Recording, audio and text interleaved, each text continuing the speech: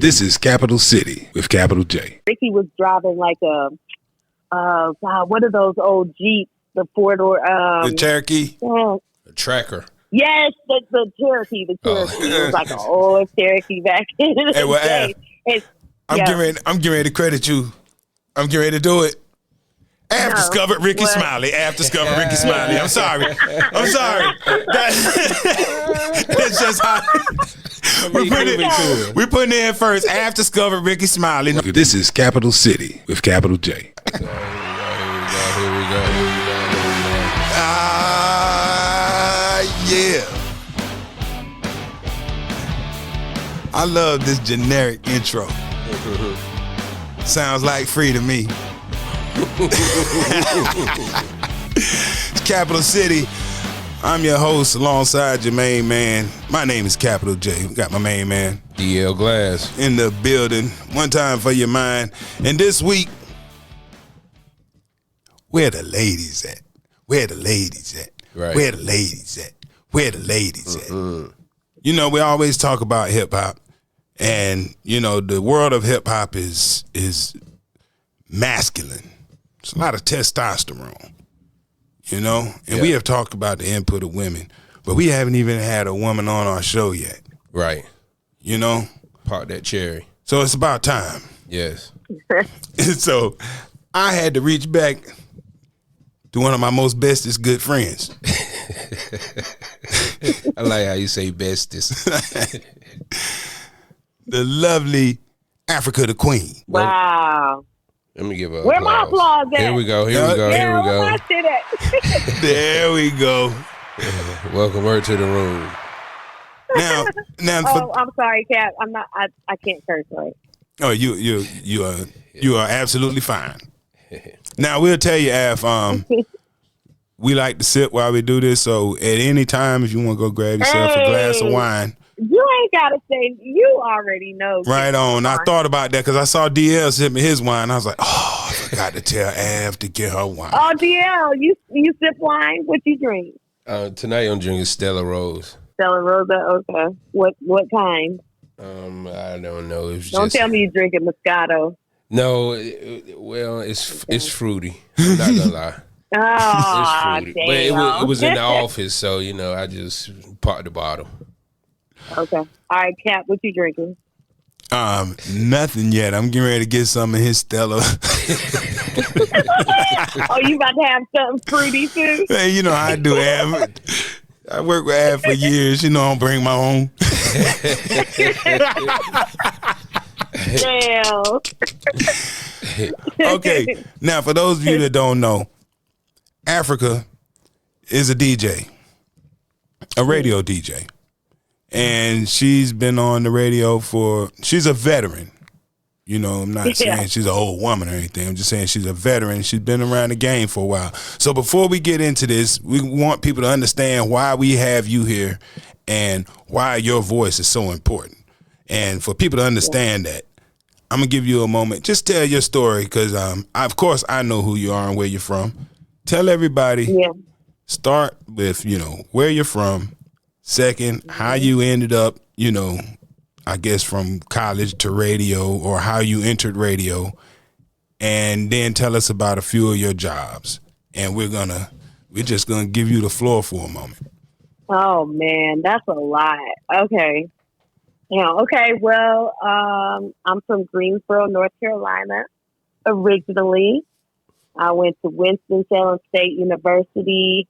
And in my communications classes and stuff were like, if you remember 102 back in the day, Hannah's Baby Boy Stew and Tap Big Tap Money and Jermaine. I forgot what he did, but he worked with Busta Amos. But anyway, those were my guys. And we were in the communications department and we were studying TV and radio.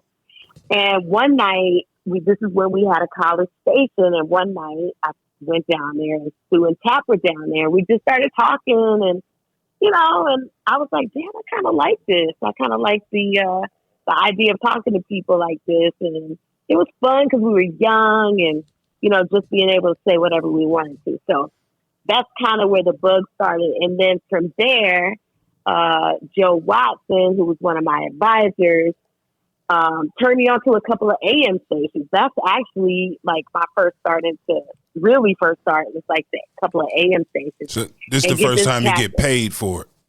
Exactly. On and AM. get this cap, right. They were like gospel stations. So like, Right. And right. I was coming in doing 6 to 10 AM mornings, right? Were you still in school? Yes, I was still doing school at the time. Okay. And Then, hey, I'm sorry, Af, Okay. I don't mean to interrupt you, but all those people that Af named that were in the communications department with her, they all went on to work at 102 Jams. Oh wow. yes, Right. Yeah. And have moved on to bigger and better things. So what you're hearing right there is there was a little mini movement going on in the communications department at Winston-Salem State University. And how many? A lot of successful radio DJs came out of that program. Now, is this pre-Brian or during that time? No, Brian, all of this is Brian time. Is pre-Brian. Yeah. What is when pre-Brian? was there ever what's pre-Brian? Yeah. He met Brian last week on our podcast. Oh, okay. Right. So Brian got bit by the bug. Yeah, he brought all these people in, and those people that she talked about brought me in too. Okay. So it was on the suggestion of Baby J and Stu and Tap, who all knew of me. Okay. That's how Brian heard of me. Gotcha. Okay, Af, I didn't mean to interrupt, but I was just tying it all together. But also, Cap, like you were kind of the dude back in the day, like you did all the parties around Greensboro. So everybody knew Capital J. And they knew Cap from his like mixtapes and stuff. I had a bunch of Cap J mixtapes. Word, you had some too back in the day? Hell yeah, Cap, come on, man. He knows Yeah, I don't know, like Cap. Yes, Cap is that guy. Right. Like Right. everybody loved. Yeah. Everybody loved the Cap J party and his mixtape. So anyway, Wow. but yeah, Oh. Kizzy. Thank you. Yeah. This is So then, Capital you know, City with capital J. After doing the AM stuff, I was like, I probably was a little too full of myself, but I was like, yo, I'm gonna go get a job at one of these real radio stations. Right. And at the time, no diss to the stations I was working with, they were real radio stations. But I'm saying like stations that were playing the music I wanted to hear and I wanted to play, right? Right. And at the time, it was two black stations, 97 and 102. And at the time, 97 wasn't what it is now. It was a competitor of 102. Right. So I went in all blind, set up a meet with the program director, Brian Wallace, at the time. And I know he was like, who does this girl think she is coming in this office trying to get an interview? I was like, just give me a shot. And so he gave me a shot doing overnight at 97. Right. At the time. I really, really, really wanted to be at 102 though, because that's where like all my friends were doing internships and like, you know, it just that 102 was the moment. It was a vibe. Right. But you know, I worked at 97, got my feet wet doing overnight, and eventually I would, you know, do some shifts, fill in for middays, that kind of stuff. So obviously somebody saw something in me. And at the time, I had a friend who worked over at 102. His name was Sammy Mack. I don't know if you remember Sammy Mack. I do. Cap. Okay. Well, me and Sammy were really cool. And Sammy had already been around the country. He had just worked in New York, and now he was in Greensboro, you know, at 102. So he told me about an opportunity in Jacksonville, Florida. They needed a morning show. And he was like, yo, I could, you know, let's go do mornings together. And me, I had no experience doing mornings. I've never done a morning show before ever in my life, but still was like, yo, I could do that shit. You said Jacksonville? Jacksonville, Florida. And that was my very first morning show radio gig. Wow. Shout Wow. out to Jacksonville. Yeah. So do you mind telling us what year this was around? 94. 94. Yeah, 94. Mm-hmm. 94. Okay. Yeah. So what happened when you got to Who were you working with in Jacksonville besides Sammy Mack? So it was me, Sammy, and we were doing kind of like some auditions for, some comedians. But there was this one guy that was kind of around the building a lot, and he made us laugh. He was young and really silly. And so we added him to the roster. So it was me and Sammy, and his name was Rockman. And we were the Buck Wild Morning Show, right? Oh. But yeah. not, of course, not the Buck Wild. No, not. Yeah, I mean, No, I'm making the distinction for the people, Right. Okay. Yeah. Let me know if I'm boring y'all, by the way. Oh, no.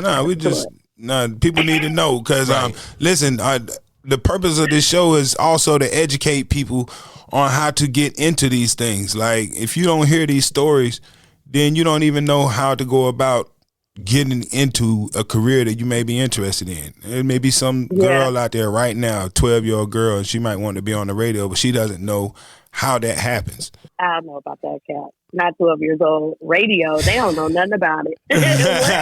Hey, there's somebody, I promise you, there's a 12-year-old girl out there that wants to be on the radio. Somewhere. There's always, you would be so surprised at what kids aspire to do, Like my niece, she's a communications major at Central right now, and that was one of her things. She wanted to do radio. She always knew. Oh, wow. I always knew she wanted to do radio. Well, I wanted to, one of the things that you were talking about going to Jacksonville, when you said you were doing auditions for a funny guy, and so you're telling me that format, guy, girl, comedian, it's been around since at least the mid-90s then, right? Oh, God, yes. I mean, it's always been like two guys and a girl. The girl's usually, the sidekick and the funny guy, and then you have the straight guy. And so let me just get into this real quick. After I left Jacksonville, I went to a startup station in Birmingham, Alabama. And it was a whole new radio station. We were putting a whole new radio station on the air. So just imagine like this excitement around that. You know what I mean? That was really, really like a fun thing. It's still around 95.7 Jams in Birmingham. But anyway. Is this 95, 96 maybe? Yes, 95, 96. Okay. So Sammy and I were, again, doing auditions for a comedian, and we came across one that we really liked, and we auditioned him, and he worked out, and his name was Rickey Smiley. And Rickey has gone on to just do really great things, but he started with us. Wait 1 second. This is capital C with capital J. You're not just gonna breeze by that, okay? Let us consume this now. Repeat. What did you just say? Yeah. So when we got there, the city was new. We didn't know anybody, but we did know one guy who was hired to work as a sales guy, and he was like, "Oh, I know this funny guy. His name's Rickey. Do you want to try him?" And Rickey came in, auditioned. We were all so silly. Rickey made me laugh like so hard. He was just the funniest guy, and he just worked out. And we did that morning show for like 3 or 4 years. But yeah, Rickey's big time now, man. It's still He's there. Huge now. Yeah. So is this before, like when he came to the station? Is this before anybody knew him as a comedian? Like before BET? Oh yeah, way before that. Yeah. No, Rickey was driving like what are those old Jeeps? The 4-door. The Cherokee. Yeah. A tracker. Yes, the Cherokee. The Cherokee. It was like an old Cherokee back in the day. I'm getting ready to credit you. I'm getting ready to do it. I have discovered Rickey Smiley. I have discovered Rickey Smiley. I'm sorry. That's just how. We putting in first. Af discovered Rickey Smiley. Nobody knew who this guy was. He was riding around broke in Birmingham, busting a busted Cherokee. And Af was like, yo, kid, this guy needs to be on the radio. I think he got something. Absolutely. Af discovered Rickey Smiley. You heard it here, right here first on Capital City Podcast. No. What'd you say, Av? You say you found Rickey Smiley in an alley? No.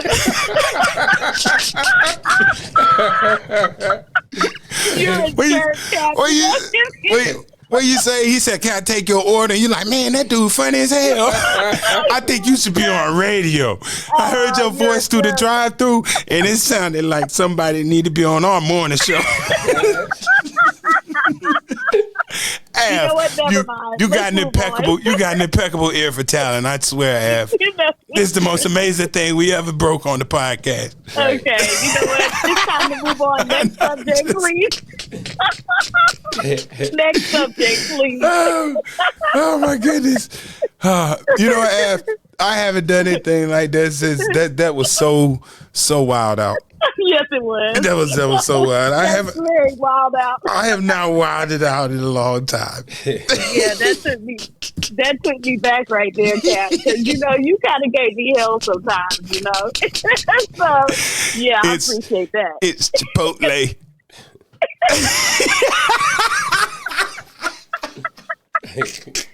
Oh my God! Are you going to tell the joke? Are you going to tell it? Okay. Go ahead. Yeah, you got to tell. You're dying to. All right. Oh my God. So you know, Af and I would often go back and forth because I think both of us thought we were the smartest person in the room. Okay. So, so this is in the early days of Chipotle. Okay. Now, mind you, before, like there was a time in your life where nobody ever said the word Chipotle. Right. Never heard that word, and now you hear it all the time. There's a restaurant, but in the beginning, when the word first showed up, it's like you were scared to say it in front of people. right. So I'm like, Av, what's up with this? Av just looks right at me like, it's Chipotle. And goes right back to what she's doing. And I was like, oh. so I'm looking at the word, and I was like, but so sure of it. Too. Yeah. She's just like dropped the mic on it. You know what I'm saying? Yeah. So I'm looking at the word, and I was like, but Av, the T is in front of the L. She's like, Cap, it's Chipotle. And she looked at me like, really? Again with this? Didn't I tell you already? So I get home that night, and a commercial comes on, and it's like, oh, you're gonna love this new chicken taco with Chipotle sauce. I was like, oh. Did you get her? I did. I sampled it with my sampler. And I left her a message, and I was just hit Chipotle.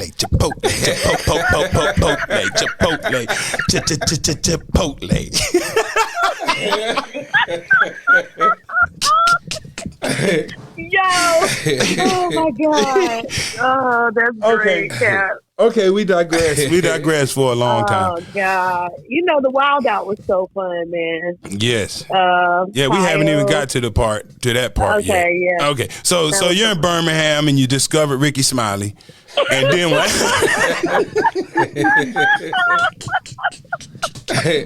Yeah, so after we discovered Rickey Smiley, and he went on to do movies and television and all that stuff. For certainly none of this would have happened had it not been for none of this would have happened had it not been for me and me alone. Right. Yes.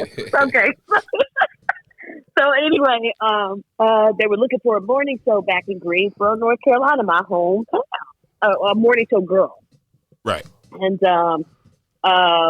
I was like, you know, it would be great to go back home and do radio in my city. And so that was Busta, and who was working with Busta before me? I think Busta and a girl, Tanya. Well, I don't know. Yeah. It could have been Peaches because he had Tanya, Peaches. I think they were the two. Tanya was before Peaches, I think.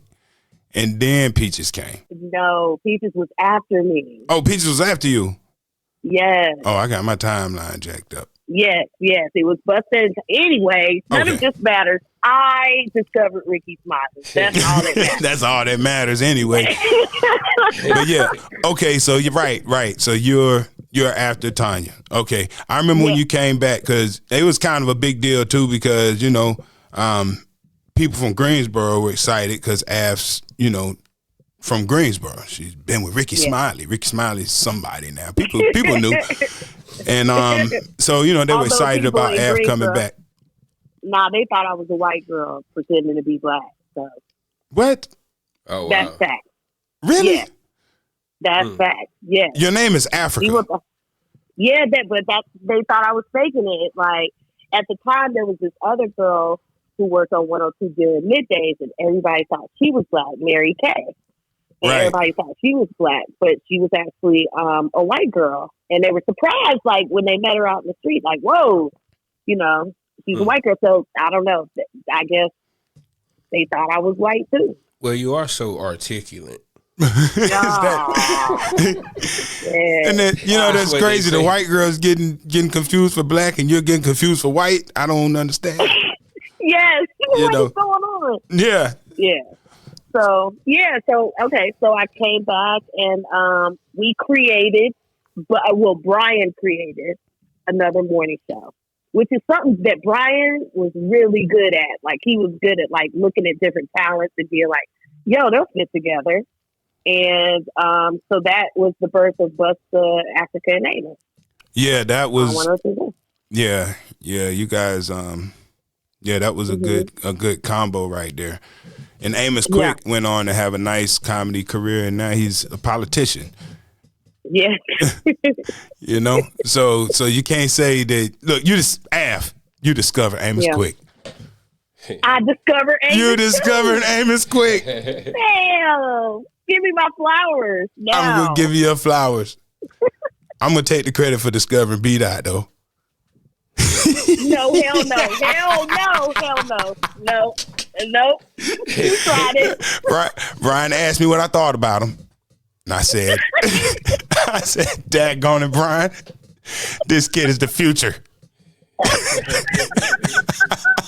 You heard it here first. Cass J discovered B-Dot. I discovered B-Dot.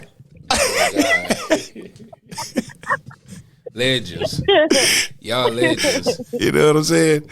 But okay, so we're at 102 Jams. Now, mind you, my time period overlaps with Av's time period at 102 Jams. I'm there in 1996 through 2007.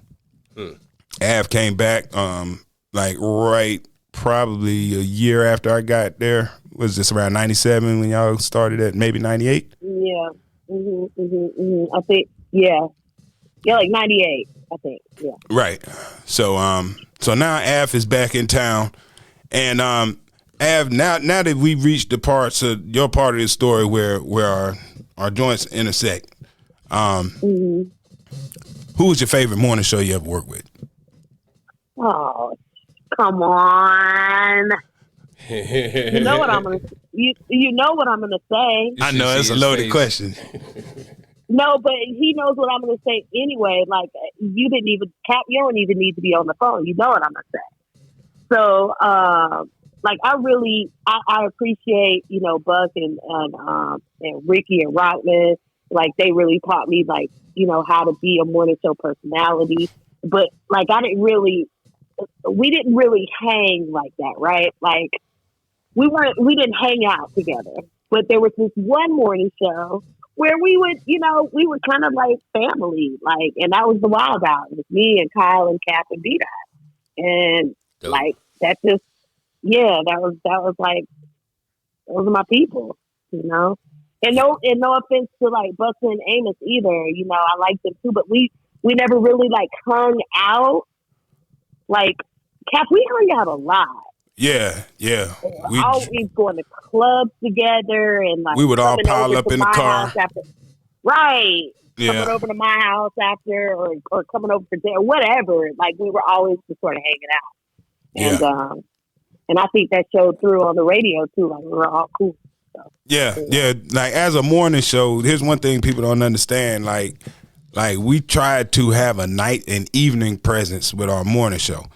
So, especially dealing with Kyle, he'd be trying to set up gigs and he'll have the entire morning show and we'll be at the club. Yep.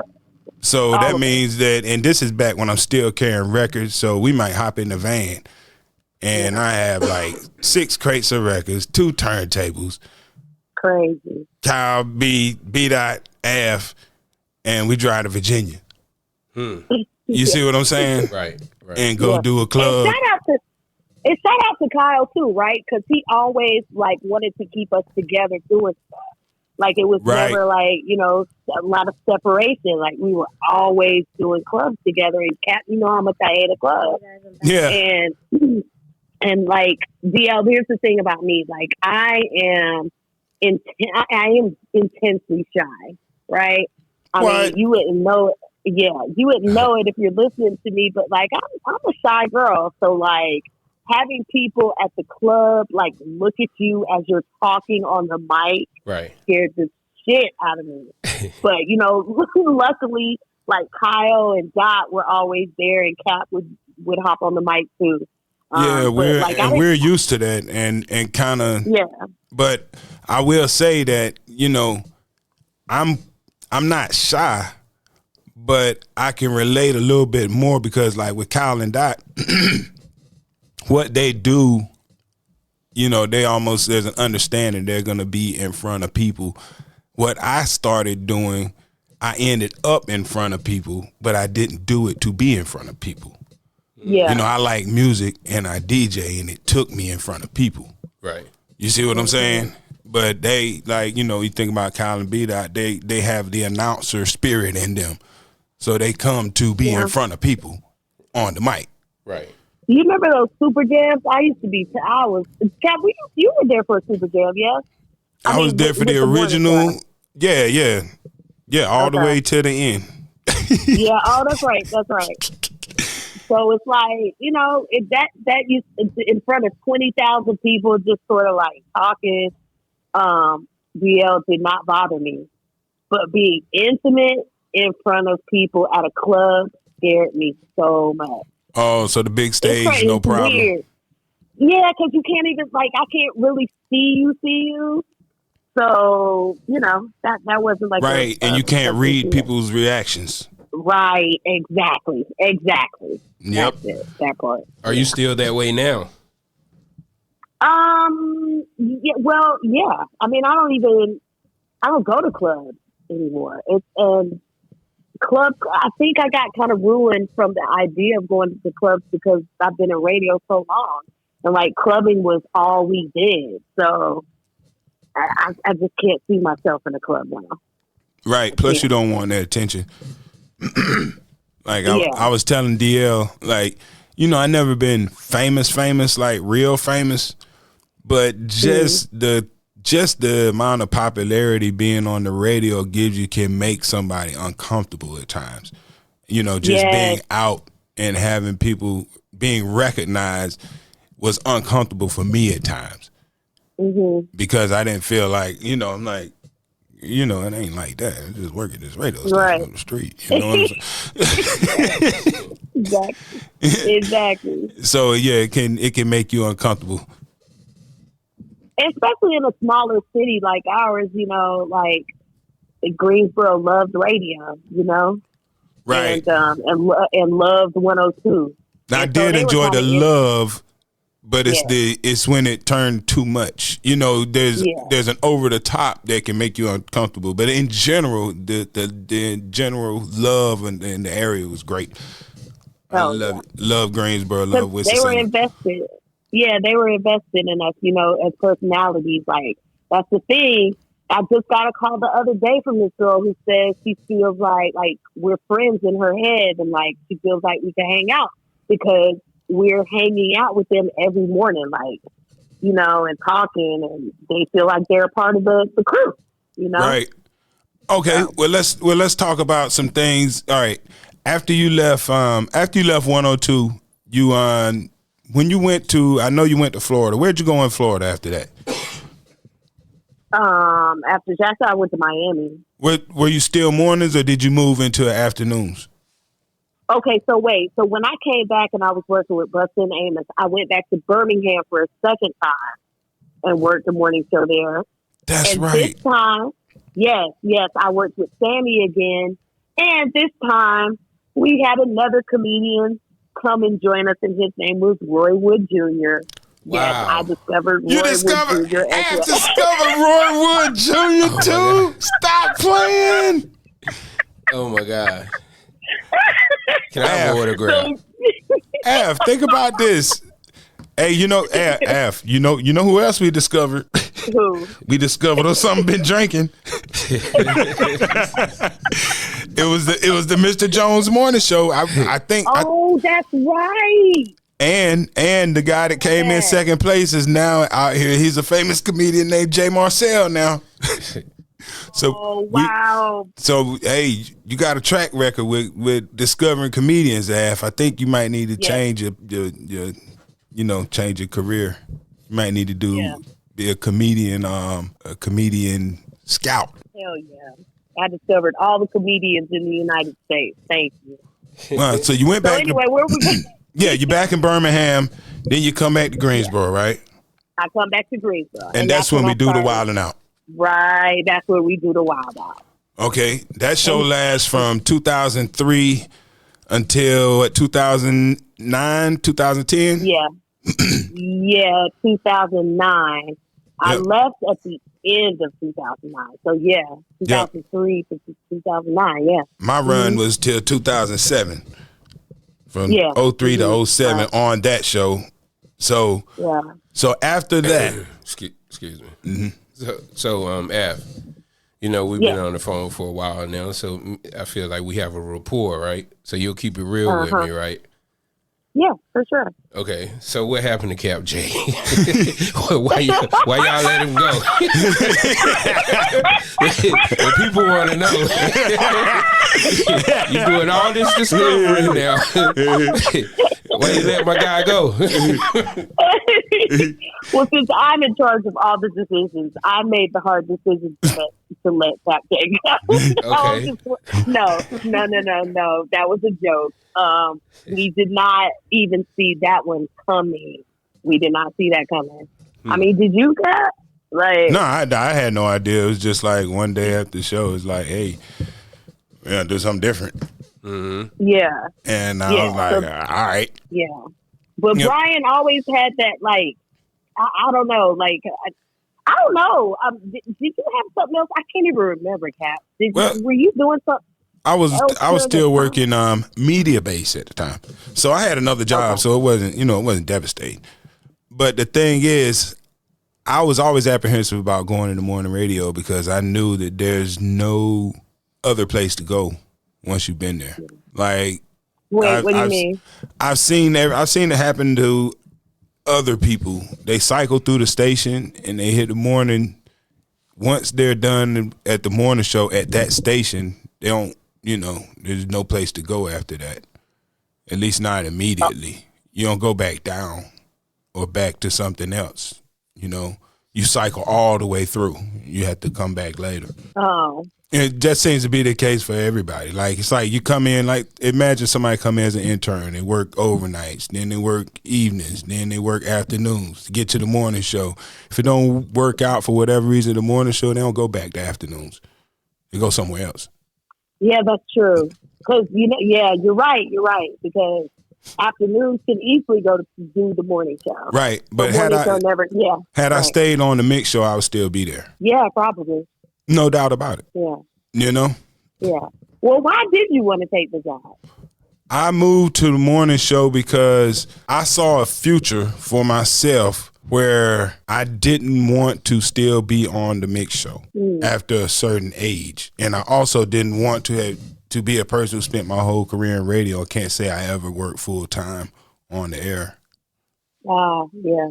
Now, Af, this is one more thing I want to get at you about. Now, we talked about that format. Guy, girl, comedian. And when I say guy, usually straight guy, not as in sexual orientation guy, but straight guy as in guy who's, there's a straight man whenever there's a comedian, And the guy on the morning show is usually the straight man too. Yes, thank you for clarifying that because I did say that earlier, like straight guy. Right. Yeah. Right. It's the So have you noticed that the straight guys usually kind of like the lead too? You see what I mean? And then a lot of times the show is named after that person. Why is the girl not ever the lead? Does that bother you? Yeah, I'm gonna tell you about a time when it did bother me. But here's what I will say, Kat. I think Brian Douglas would have put me in that situation had I been ready for it. I think Brian had trusted me enough that I knew morning that he could put me there. But I was lazy. I didn't want to, how much work goes into I didn't want to do all that. It was a lot. And I have to say, I got to give it up to Kyle. Kyle went first because I was on nights with Kyle, and Kyle went to the morning show first. And Waleed came up, and me and Waleed were working together at night. So when Kyle left, I was like, we had been wilding out in the evening. So, I was like, yeah. But it's a lot of work that Kyle put into the morning show behind the scenes that people don't know. Like he produced all of our skits and I ain't gonna let you get away with that. Oh, okay. Oh, I'm sorry, Cap. I'm sorry. He didn't produce all of them skits. Okay, I'm sorry. Yes, you're right. Not all of it. Not all of it. But just the mechanics of it. Oh, right? yeah. Now, Kyle, I'm not trying to take any credit from Kyle. He was the hardest working man in radio. And God. He got what he has for a reason. You know what I'm saying? And, Kyle was huge. He did everything. Yes. Yeah. You know what I mean? So I didn't want that responsibility.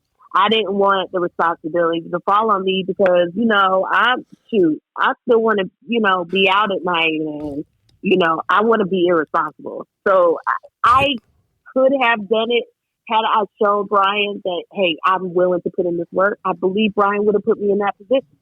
Now, I'm going to tell you when it really hurt my feelings is when I went to Miami to do morning and the guy left, DJ Laz, he left the station. And I was the only one with the experience in mornings that I had. Right. Like, ain't nobody put me. Should have been. And with my experience, I'm next. It should have been me. But they brought, the night guy up to do it. And I'm going to tell you what really pissed me off about that was that it was a woman PD who did that. Caught up in sexist ideals. Right. Because, yeah. So that's what I just wanted to point out that, Brian, a man, would have given me that shot had I shown him that I was serious. But a woman I went to when I really was serious and was the only logical person who could step into that because I had the experience I had, gave it to somebody who didn't have any at all. Right. And how did that work out?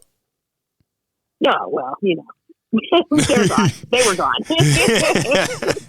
And I went on to do afternoons in Miami and life was good. So, right. It worked out. Right. I saw you living your best life. Oh, man. I had some good times. Indeed. Yeah.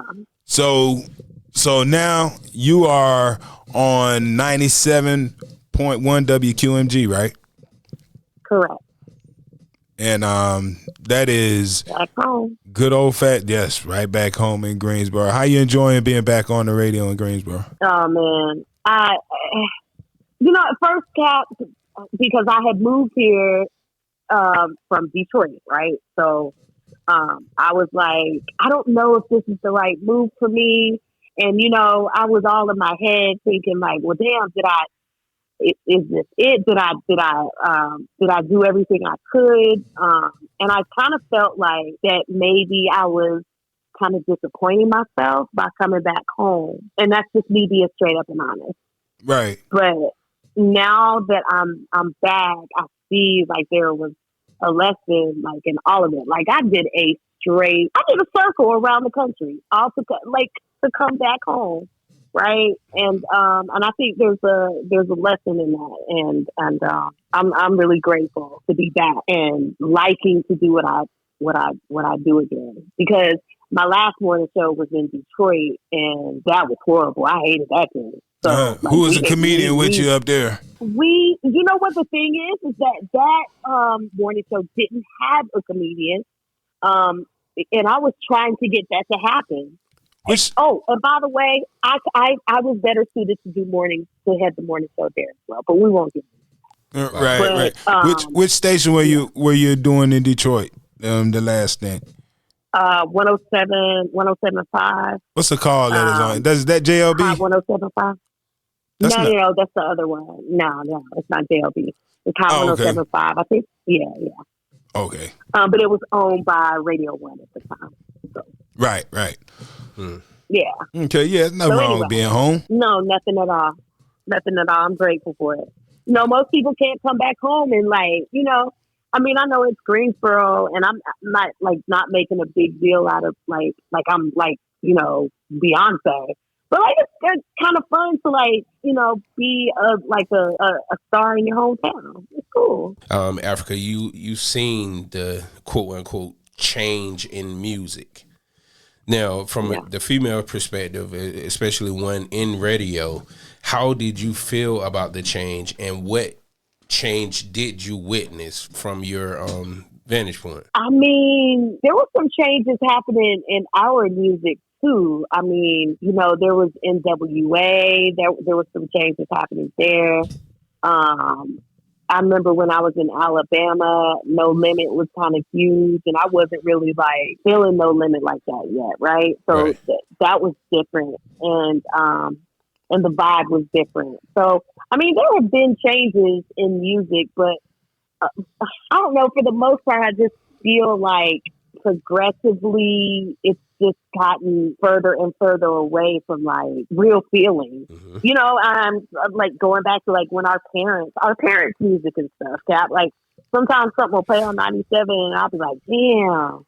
Right. That's some real stuff right there. Right. And I could hear one of those songs, and I used to. Me and my mom used to have a conversation. I was like, "Mom, I wish I could have been there when y'all used to go to house parties." Mm-hmm. Yeah. Wow. Yeah. Just watching Cooley High is a scene in Cooley High where they're at this house party, and a couple people are dancing and stuff, but for the most part, everybody is in there kind of zoned out, and not zoned out on drugs. Right. Yeah. It's a vibe. Yep. Yes. Yeah. Right. And we definitely don't have that anymore. Yeah. Yep. These youngsters missed out on a lot, and the biggest thing I'm noticing nowadays that these kids are missing out on that we had that they don't get is we were able to congregate. That's what our parents could do. Kids today, we were allowed to maybe 100 of us could show up at a park. Mm-hmm. Yeah. Mm-hmm. Yeah. Pop the trunks open, play some music. Right. Yeah. Play basketball all day. Right. Girls everywhere, guys everywhere. Ages 8 to 25. And that's something that kids don't have today. Right. That's what birthed hip hop. Mm-hmm. Being able to congregate.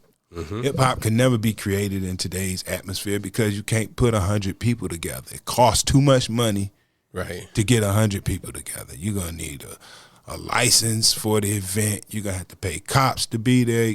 Insurance. You see what I'm saying? Mm-hmm. But back in the day, you could just congregate. Yeah, but even if you're not doing something like that, I remember my parents used to have yard parties, right? Everybody would come and hang out in the backyard. The adults would be in the backyard smoking or whatever, and the kids would be in the front yard. It was, we congregated that way as well.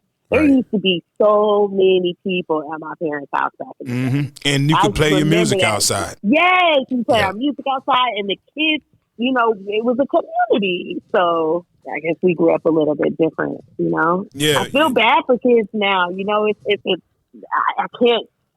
I hate to bring it back to like technology and how it's like, I don't want to go there, but like how it really is affecting people and their mental. Like nobody wants to get together anymore. Even I found myself, I'm like this too. It's like, why are you calling me? Text me. Like, it's right. And the pandemic finished like, it. You're weird. Like, what is good? Yes. Like, it's just, yeah. COVID killed it. I mean, what little bit of social skills was still that were left in them. Yeah, COVID has killed it. Yeah, man. Oh yeah. That's another thing, Av. That's why speaking clearly on the radio, like, you know, there's this form of communication, this verbal communication that we partake in could just be a dying medium. Well, I mean, yeah, I think so.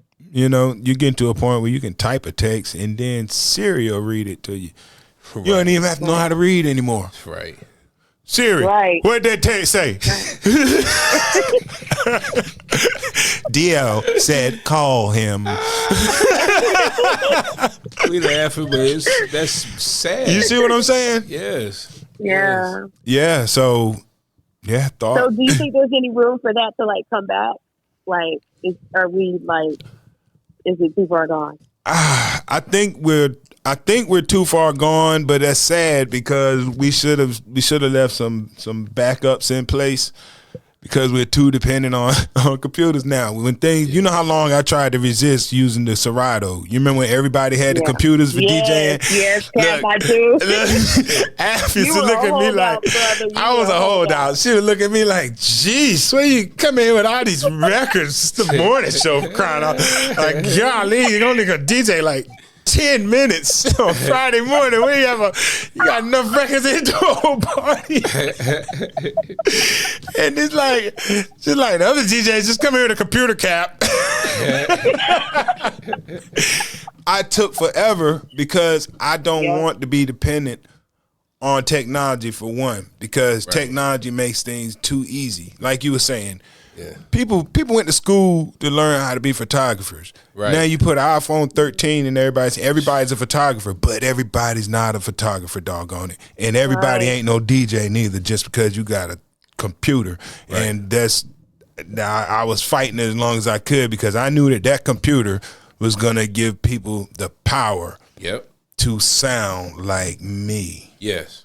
Without doing the work that I put in to sound exactly, like me. Exactly. And I hated on that note, you can't put an influencer on radio and expect them to produce because it's not going to translate. It's not. It don't translate. No. It does not translate. Yeah. Like, you know, I've seen it done many times. It never works.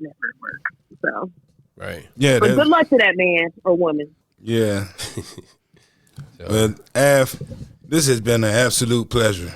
And now your story has been told for the sake of posterity. I got one more though. Wait, are we done? Well, I start saying stuff like this, and what usually happens, we end up talking for another 10, 15 minutes. But this is kind of like the last call. Right. Last call. Okay, gotcha. Okay. All right. Okay, so my question is, because you are a part of history at this point, and my question is, did you set out to be this, this legendary? Yeah. Was this a goal of yours, or was this planned, or was this like kind of? No, man. I was really just having fun, and like, I mean, and that what they say, like, if you have fun and it's whatever the saying is, you know what I'm saying. Right. But like I literally just started it because I liked hanging out, talking with my friends on the radio. Mm-hmm. Like that was literally it, and that's all I ever thought it was going to be. I always thought every city or place I moved to would be the same thing. It was not, but like for the most part, it was me just having fun, and I have had a lot of fun in this career. I'm so blessed and so grateful. I've done so many things, and been so many places too. I know I'm that's grateful. right. Discovering Rickey Yeah. Smiley and Roy Woods. Right. Along the way. You got that right. Yes. You know, I saw Roy Woods Jr. do stand up before I realized who he was as far as radio goes. Oh, right. And so I was a Yeah. fan before I knew about radio, just of his stand up. Wow. Yeah, he tells this joke of He's funny. going to a barbecue and ended up having to fight or being shot to leave the barbecue. And it was like one of the funniest things I've seen. Have we covered everything? I think we have just about covered everything. Let me see. Yeah. Yeah, I think I'm gonna tell that's you it. when being a co-host. I'm gonna tell you when being a co-host got really uncomfortable for me, Kat. What's that? Is when I was in Miami, Mm-hmm. and you already know, like, the culture there is different. Like, I didn't know anybody who was Black and American there. I did not. I You ain't work didn't with know Super Cindy? anybody. No. We were totally different. And see, that's another thing. I went to a pop station, so, like, we were in totally different. Oh, right. Yeah. Yeah. Oh, yeah. things. So you're gonna be heavy Latino in the pop market in Florida. Heavy, I mean, you work with like, DJ all Laz of for my crying out listeners. loud. He's a Right. freestyle king. Freestyle So, music, like, for people that don't know, that's that. That stuff that sounds like Planet Rock but has singing on it. Mm-hmm. And So, that Miami yeah. bass sound. DJ Laz is what was that song he made? He had a big song. DJ Laz. Anyway. You don't even want to talk about DJ Laz, do you? Okay. Okay. Yeah, we'll edit them out of there. Okay, but I mean, no beef. I mean, Okay. I hope that man's doing okay. But, like, the culture was so different. I was immediately immersed in Miami culture by working at that radio station, because all of my listeners were Cuban or Puerto Rican. Like, nobody really, like, it wasn't an English sort of. It was a Spanglish station. right. So, like, it was just a different. So you were a minority culture. for a second, like literally. You were kind of like the minority at the station. Absolutely, I was a minority. I was a Black American. How did that feel? How did that feel to be a minority amongst minorities? It felt like nothing I've ever. Like, I felt like I was dropped on another planet. And I say this all the time when people ask me about my time living there. It's like Miami is not a part of the United States. It's a completely different. It's a country. Hey, Like, I say the same thing about New Orleans, Av.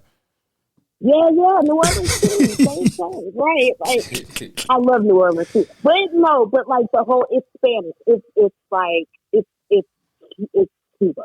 It's not. There's nothing American about it. And even the Black people I knew, they were from other countries, from Jamaica or Barbados or anywhere else. Oh, my mom told me America, that. Yeah, yes, we and lived there briefly. They were Black, but they weren't American, and also they didn't think the way Black Americans thought. The things I might have thought were racist to me, they would be like, "Nah, man, it's not like that." What? Like, nah.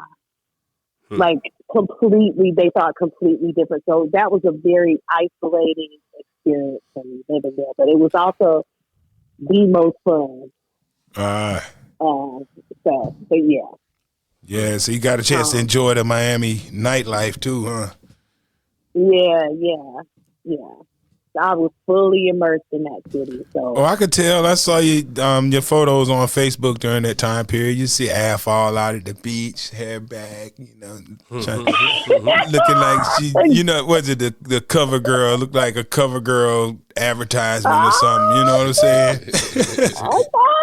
So look at Av tanning on the beach. Okay, good time. Trying to get her extra brown on. Yeah. I feel like there's something we're forgetting, Kat. Like, but she was in Miami because Av is already slim. She went down there and got slimmer. She got Miami slim. Yeah. You had to be. Every other person, like every person you ran into at any moment was like beautiful. There was there are no ugly people in Miami. None. You ain't Nobody. take a trip through the pork and beans.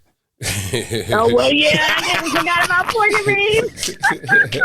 Oh, that's a totally different type of. Nah, that's. Well, no, different. I'm not. I'm sorry. I'm not gonna. I'm not. I don't mean to say that about that particular. How about this? You ain't take a trip off of college, period. Because of me, the whole rest of the city outside of South Beach, we look just like Eastern North Carolina to me. But actually, but I never spent time on South Beach. I lived in Miami for 8 years, Cap, and I moved every single year to a different part of Miami. So I could say if I ever left there, I know that city. That's what's up. I never lived in South Beach. I lived in North Beach, right on the beach. I lived on the bay. I lived in Design District where Art Basel is. I lived off Biscayne. Like I was in Miami.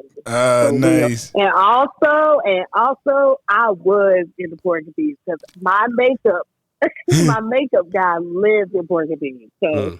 Well, Af, we appreciate you tolerating us for all these years. All the, every person in radio that's ever worked with Af, you're her debt of gratitude. Especially all you comedians she discovered. You should be working at Wendy's right now. If it were not for Av recognizing your talent and your inner funny. Absolutely, Rickey Smiley. You're a jerk, bro. Hey, I'm just saying the list goes on and on and on. You know what I'm saying? That's the clickbait. I just saying, yep, clickbait. I just look, the title of this podcast will be "Interview with Girl Who Discovered Rickey Smiley and Roy Woods." And you know what? That's crazy because she's from Greensboro. At a car wash in Miami. She discovered Rickey Smiley. We had Ski Beats who discovered Jay-Z. Yeah, he discovered, yep, they're claiming all of it. Yep. Brian Douglas discovered hip-hop radio. Right. Wow. Tony Crusher's on. He discovered hip-hop. He discovered hip-hop. The first group to sign a deal, right? Right. I'm telling you. Wow. And we got some monumental guests. Hey, we got monumental guests. We got real big time guests over here. You know what I'm saying? Right. Yep. Whoever comes on, they big. They discover something. You're a jerk. Yeah. You know what I'm saying? So now that Av's been on here, Av discovered the Capital City Podcast. I did discover the Capital City Podcast. Right I on. did. Tell the world, Av. Tell the world. ADL, this wine is the bomb. So fun. I can't tell you what I your mixed fruity it with. wine? I ain't think How's that fruity wine, Kat? So it's really good, but he said he mixed it with something. So now I'm like, oh Lord, what is this I'm drinking? He put the cup down. Wait, DL, wait. You're mixing wine with something? Look, so since the pandemic, the ABC store near here keeps closing at any time they get ready. So I need a buzz. So what's in here? I'll tell you later. Oh, hey, wait a minute. I'll tell you later. It's not, as long as it ain't Suge Avery P. No.